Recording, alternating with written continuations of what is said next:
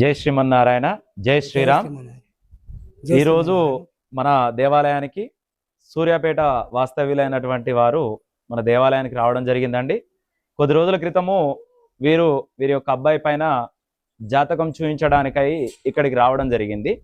మరి జాతకం చూయించిన తర్వాత వారు ఏదైతే విషయం అడిగారో అవన్నీ కూడా నేను చెప్పడం జరిగిన తద్వారా ఆ అబ్బాయికి ఈరోజు రిజల్ట్ అనేది రావడం జరిగింది. అదేవిధంగా ఇక్కడ ఉన్నటువంటి శ్రీ పంచముఖ అభయాంజనేయ స్వామి వారి యొక్క ఆశీస్సులతోని వారు ఏదైతే అనుకున్నారో ఖచ్చితమైనటువంటి ఆ ఉద్యోగం అనేది వారికి దొరికింది. ఈరోజు మళ్ళీ స్వామివారి యొక్క దర్శనం చేసుకోవడానికి వచ్చారు. వారి మాటల్లోనే మనం విందాం. చెప్పండి స్వామి. ఆంజనేయ స్వామి గారికి నమస్కారాలు, పన్నిపంతులు గారికి నమస్కారములు. మా కుటుంబం సూర్యాపేట నుంచి రావడం జరిగింది. ఈ దేవుని మీద ఎంతో నమ్మకంతో ఇక్కడికి రావడం జరిగింది.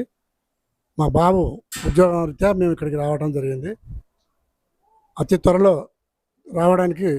ఉద్యోగం రావడానికి మేము ఇక్కడికి సూర్యాపేట నుంచి రావడానికి ఎంతో ప్రయత్నం చేసి ఇక్కడికి వచ్చాము.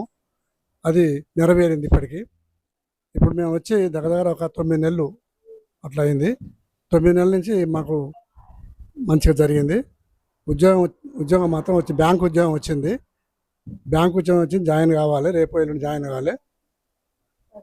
ఓకే, ఒకసారి మీరు కూడా చెప్పండి. నా పేరు భరత్, నాది సూర్యాపేట నుంచి వచ్చాము. గత 8 నెలల నుంచి అప్పుడప్పుడు ఇక్కడికి వచ్చిపోతున్నాము. అయ్యగారు జాబ్ రావాలని చెప్పి పూజ చేశాడు. దాని ద్వారా మేము డైలీ ఆయన ఇచ్చిన కుంకుమ సింధూరం పెట్టుకొని నేను ప్రిపరేషన్ ఎప్పుడు చేసేవాడిని.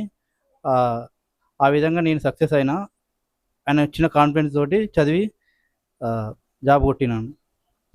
జాబ్ ఎక్కడ వచ్చింది సార్? ఇండియన్ బ్యాంక్లో వచ్చింది, కర్ణాటకలో వచ్చింది. ఓకే, సంతోషం. ఇదే విధంగా స్వామివారి యొక్క అనుగ్రహంతోనే అందరు కూడా ఖచ్చితంగా ఆ స్వామి అనుగ్రహంతోనే అందరూ కూడా బాగుండాలనే కోరికతోనే ప్రతి ఒక్కరికి కూడా ఈ స్వామివారి యొక్క రూపంలో ఇక్కడ స్వామివారి యొక్క అర్చకుండా అయినటువంటి నేను ప్రతి ఒక్కరికి కూడా సహాయ సహకారాలు అందిస్తూ ఉన్నాను. ఇప్పటివరకు చాలామంది అండి.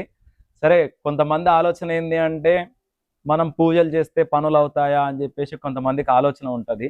ఖచ్చితంగా దైవానుగ్రహం ఉంటే ఏ వ్యక్తికైనా ఎలాంటి పని అయినా సరే, ఉద్యోగం ఒకటే కాదు, లైఫ్లో సెటిల్ కావాలి అంటే మాత్రం ఖచ్చితంగా మనము దైవాన్ని నమ్మాలి. ఆ దైవం పరంగా ఇక్కడ అంటే మీ దగ్గరలో ఉన్న పురోహితుడైనా ఎవరైనా సరే, ఒక బ్రాహ్మణుడు కనుక ఆ విషయం చెప్పిండు అంటే ఖచ్చితమైన దానికి ఒక రీజన్ అనేది ఉంటుంది. దాన్ని అనుసరిస్తూ మనం కనుక అడుగేస్తే అవన్నీ కూడా సక్సెస్గా జరుగుతాయి. అందరూ కూడా బాగుండాలని మన యొక్క కోరిక. జై శ్రీరామ్, జై శ్రీమన్నారాయణ.